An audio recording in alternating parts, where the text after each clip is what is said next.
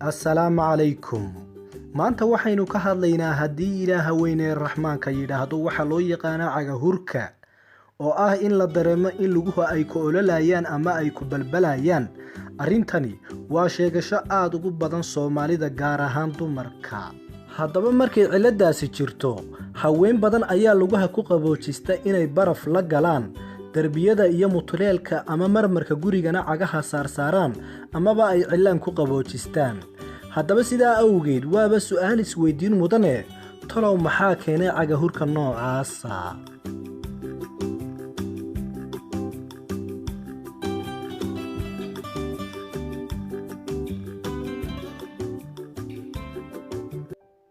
ugu horeyn, cagahurka waxa uu calaamad u noqon karaa cudurro aad u badan, laakiin asbaabta Soomaalida ugu badan ee u keenta cagahurka way kaga duwan yihiin ummadaha kale.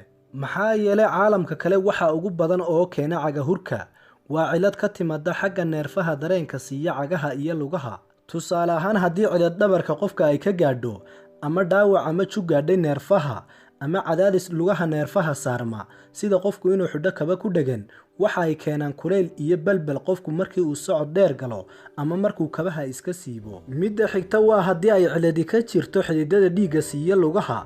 tusaale ahaan, haddii qulqulka dhiigooda uu hooseeyo ama ay cidhiidhi noqdaan, taasoo ka timaada dhibaato xanibaysa isku socodka dhiigga sida dufan ama xinjir fadhiisata halkaa, ama xididka laftiisa ama xididada laftarkooda oo jirada. arrinta saddexaad waa haddii cagaha ay ku bararaan, taasoo keeni karta inay lugaha ku huraan ama ay ku ololaan. waxayna u badan tahay ciladani dadka qaba dhiigkarka, howlgabka wadnaha iyo howlgabka keliyaha. middan daawadeeduna waa in bararka lugaha laga dejiyo si kulaylku kuu daayo. arrinta afaraad waa haddii qofka uu qabo cudur dhaawici kara neerfaha lugaha sida sonkorowga ama macaanka oo kale. taasna daawadiisu waa in sonkortaada ay kaantaroolan tahay oo daawada aad qaadata ay kugu filan tahay. dhakhtarkaaguna waxa uu kuugu dari doonaa daawo loogu talagalay sonkorowga dhaawaca gaadhsiiyey neerfaha. haddaba cagahurka sonkorowga waxaa la socda calaamado dheeraada, sida qofku inuu dareemo lugaha oo ku kabubyoonaya ama ku xanxantoonaya iyo in lugaha wax kaaga socdaan oo kale. midda ugu dambaysa ee waxyaabaha keena cilada noocana waxaa ka mid a cabidda khamriga oo ka mid a asbaabaha ugu badan ee dhaawac gaadhsiiya neerfaha addimada, khaas ahaan lugaha, taasoo ay ka cawdaan dad badan oo khamriga cabba.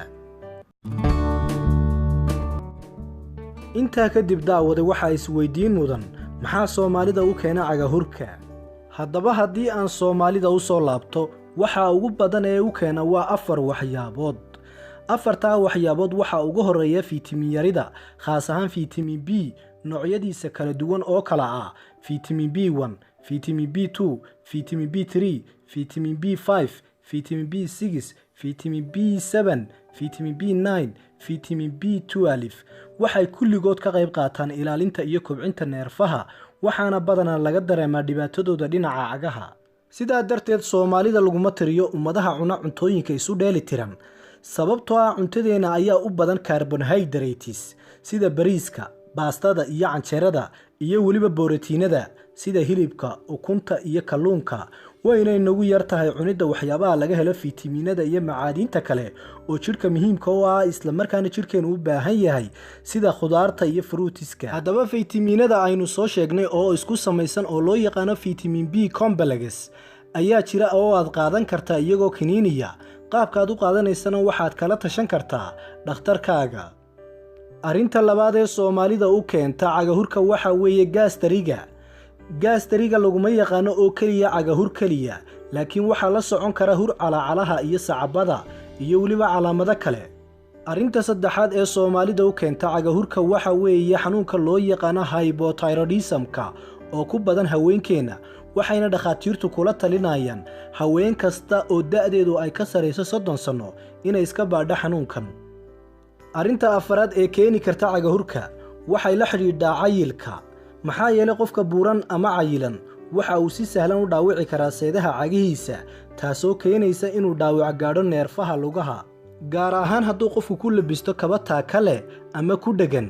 sidaa darteed, haddii aad cayilan tahay, iska ilaali inaad xidhato kaba kugu dhegan ama qalloocan ama taaka leh ama hore u dhuuban ama farahaaga cidhiidhi gelin karaa. iminkii haatanna daawadee ku soo dhowow talooyin caafimaad oo arrintan la xidhiidha.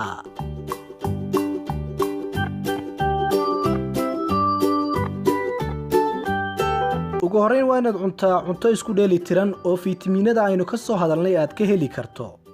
midda xigta waa inaad miisaankaaga yaraysaa. haddii aad ka mid tahay dadka cayilan oo burburan waa inaad fadhowgeeda gashaa sidii aad u yaray lahayd miisaankaaga. midda xigta haddii aad leedahay xanuunada aynu ka soo hadalnay ee keeni kara ciladan sida gaaska, sankarowga, kolestaroolka, dhiigkarka, howlgabka tayroodhka iyo kuwa kaleba iska daawee. dhinaca kale iska ilaali inaad xidhato kaba kugu dhegan ama taa kale si aysan seedaha lugahaaga dhaawac u gaadhin. dhinaca kalena markaad socod dheer gasho ama aad soo daasho, sharabaadada ama sogsaanta iyo kabaha iska siib si cagahaaga ay u helaan nasiino iyo hawo, dhididka badanna uga qalalo. taasi waxa ay ka hortegaysaa bararka cagaha, balse ku dadaal nadaafadda lugahaaga.